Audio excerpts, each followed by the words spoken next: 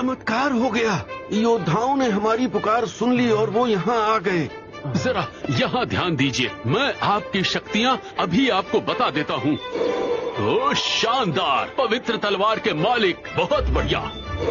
पवित्र मैजिक और light, wind, lightning, ice magic का इस्तेमाल करने की ताकत। एक इंसान के पास इतनी शक्तियाँ होना आम बात नहीं है। प्लीज हमारे रेज सेगर राज्य की रक्षा कीजिए। दूसरी दुनिया के योद्धाओं, आप हमारी आखिरी उम्मीद है। क्या ये वही है जो मैं सोच रहा हूँ? हम दूसरी दुनिया में पहुँच गए।